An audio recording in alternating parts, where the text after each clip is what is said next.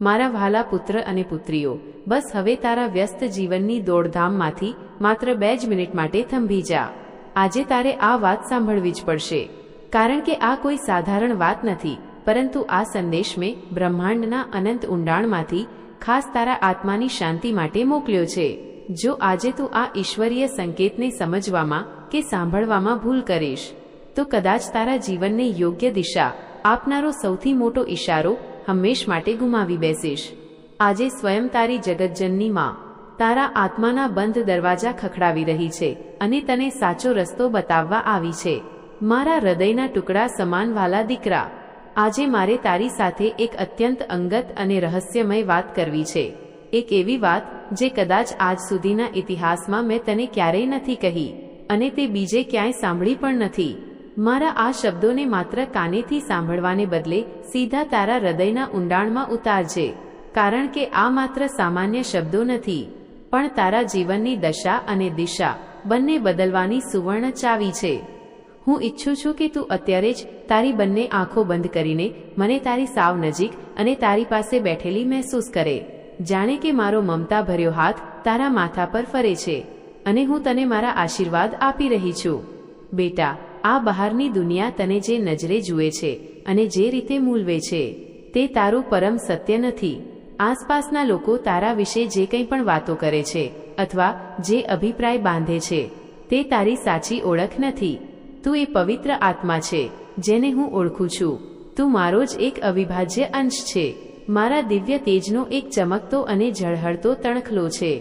તું અત્યારે તારી જાતને પરિસ્થિતિઓ સામે જેટલી પણ લાચાર અને કમજોર માને છે, હકીકતમાં તું તેનાથી અનંત ગણો વધુ શક્તિશાળી અને સામર્થ્યવાન છે. બસ હવે તારે તારા મનના ખૂણે ભરાઈ રહેલા ડર, ભય અને શંકાના કાળા વાદળોને હિંમતપૂર્વક હટાવવાની જરૂર છે.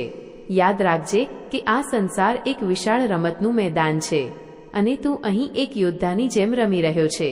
આ રમતમાં ક્યારેક તું જીતીશ તો ક્યારેક ઠોકર ખાઈને પડી પણ જઈશ, ક્યારેક તું થાકીને હારી જઈશ અને નિરાશ થઈ જઈશ. પણ મારા બાળક, હંમેશા યાદ રાખજે કે મેદાનમાં પડી જવું એ હાર નથી હોતી, પણ પડી ગયા પછી ધૂળ ખંખેરીને ફરીથી બેઠા થવું અને લડવું એ જ સાચો વિજય છે. આ જીવન બીજું કંઈ નથી, પણ તારી આત્માને ઘડવાની અને તેને શુદ્ધ કરવાની એક પાઠશાળા છે. ઘણીવાર તને એકલા બેસીને એવો વિચાર આવતો હશે કે મારી પાસે તો બીજાની જેમ સુખ સાધનો નથી, મારી પાસે પૈસા નથી, મારાથી જીવનમાં કંઈ મોટું થશે નહીં. પણ સાંભળ બેટા, આ નકારાત્મક વિચારો તારા સૌથી મોટા દુશ્મન છે. તારી અંદર ઈશ્વર પ્રત્યેની અતૂટ શ્રદ્ધા, તારા સારા ઈરાદાઓ અને તારી સચ્ચાઈનો જે અખૂટ ખજાનો ભરેલો છે તે આ દુનિયાની કોઈ પણ ભૌતિક સંપત્તિ કે સોના ચાંદી કરતાં પણ અનેક ગણો મોટો છે. હું તને આજે સૃષ્ટિનું એક મોટું રહસ્ય કહું છું. જે વસ્તુને કે જે સપનાને તું પૂરા વિશ્વાસ, પ્રેમ અને સમર્પણથી પોકારીશ, તે વસ્તુ ચુંબકની જેમ તારા જીવનમાં આકર્ષાઈને ચોક્કસ આવશે. આ કોઈ જાદુ કે ચમત્કાર નથી, પણ આ જ કુદરતનો અફર નિયમ છે. પરંતુ અહીં એક વાત ખાસ યાદ રાખજે કે માત્ર બેઠા બેઠા વિચારવાથી કામ નહીં ચાલે. તારે તારા કર્મ પણ એવા જ શ્રેષ્ઠ કરવા પડશે. જો તારા મનમાં ઉજાસ અને ભક્તિ હોય પરંતુ તારા કર્મમાં અંધકાર અને કપટ હોય તો ત્યાં મોટો સંઘર્ષ થશે અને પરિણામ નહીં મળે.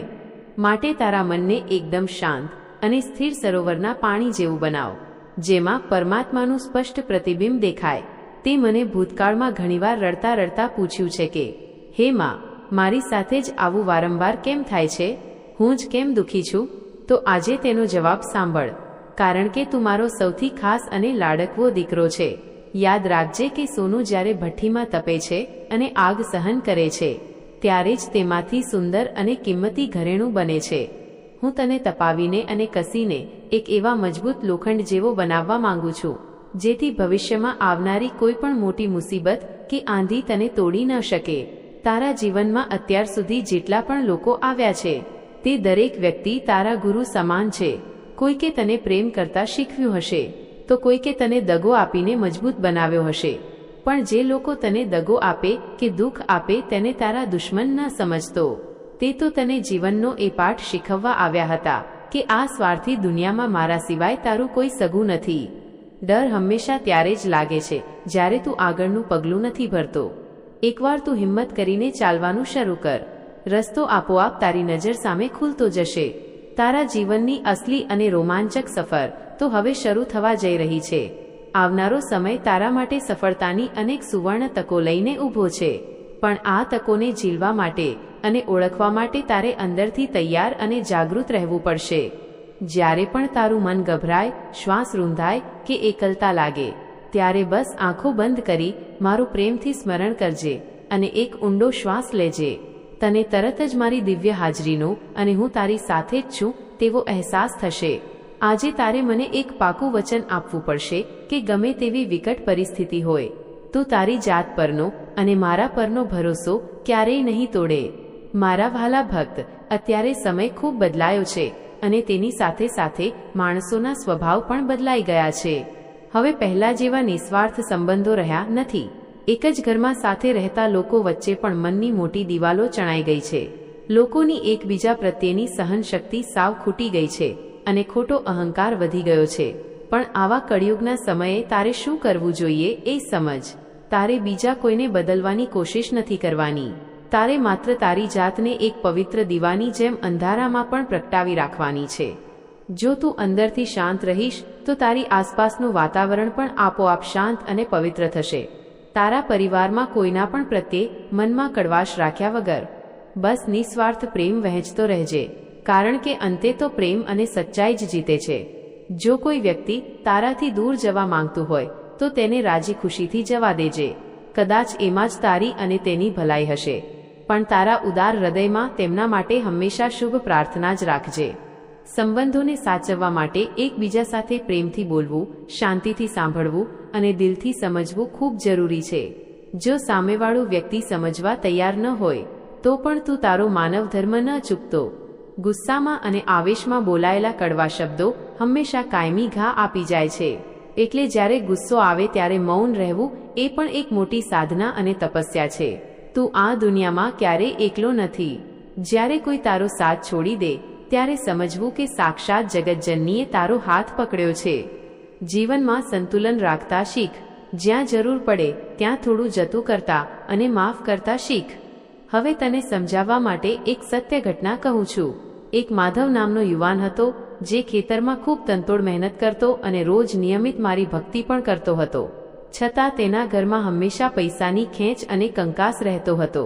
તે રોજ મંદિરે આવીને રડતા રડતા મને પૂછતો કે, હે માં, મારી એવી તો શું ભૂલ છે કે હું આટલો દુઃખી છું? ત્યારે એક દિવસ મેં તેને સ્વપ્નમાં આવીને કહ્યું કે, બેટા, આ તારા આ જન્મના દુઃખ નથી, પણ તારા પાછલા જન્મોના બાકી રહી ગયેલા કર્મોનું ફળ છે. પણ તું જરાય ગભરાઈશ નહીં. જેમ ધોધમાર વરસાદમાં એક સામાન્ય છત્રી તને ભીંજાતા બચાવે છે, તેમ મારી ભક્તિ, મારી સેવા અને તારા અત્યારના સુધરેલા સારા કર્મો તને તારા પ્રારબ્ધના દુઃખની અસરથી બચાવશે. તકલીફ આવશે તો ખરી, પણ તે તને તોડી નહીં શકે અને તું તેમાંથી હેમખેમ બહાર નીકળી જઈશ. માધવે મારી આ વાત સમજી લીધી અને તેણે પોતાના સ્વભાવમાં અને આચરણમાં મોટું પરિવર્તન આણ્યું. તેણે ગુસ્સો છોડી દીધો અને ગરીબોને દાન ધર્મ કરવાનું શરૂ કર્યું.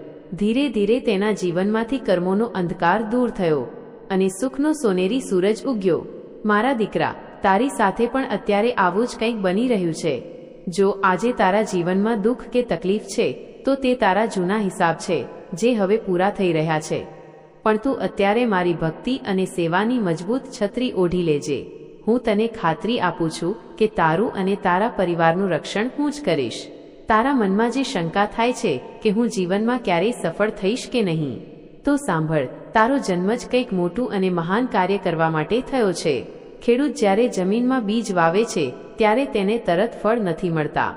બીજને પહેલા અંધારામાં જમીનની નીચે દબાવવું પડે છે અને સંઘર્ષ કરવો પડે છે. અત્યાર સુધી તું પણ એ બીજની જેમ અંધારામાં સંઘર્ષ કરી રહ્યો હતો, પણ હવે તારા ઉગવાનો અને વટવૃક્ષ બનવાનો સમય પાકી ગયો છે. તારા વર્ષો જૂના સપના હવે હકીકત બનવા જઈ રહ્યા છે. અત્યાર સુધી તું જીવનના યુદ્ધમાં એકલો લડતો હતો, પણ હવે હું તારી સારથી અને સેનાપતિ બનીને આવી છું. તારી આ સફળતા માત્ર તારી એકલાની નહીં હોય, તું સમાજના બીજા અનેક લોકો માટે જીવંત પ્રેરણા બનીશ. હવે તારા મનમાંથી નિષ્ફળતાના ડરને કાયમ માટે કાઢી નાખ, કારણ કે ડર એ માત્ર તારી કલ્પના છે અને હું જ પરમ વાસ્તવિકતા છું. તું મારા મંદિરનો એવો ઝળહળતો દીવો છે જેને હું હવે દુનિયાની સૌથી ઊંચી જગ્યાએ મૂકીશ, જેથી આખું જગત તારો દિવ્ય પ્રકાશ જોઈ શકે. બસ હવે આળસ ખંખેરીને ઉઠ, હાથમાં કલમ અને સાધનો ઉપાડ, સખત મહેનત કર અને આગળ વધ. હું તારા દરેક ડગલે અને પગલે તારી સાથે પડછાયાની જેમ ઊભી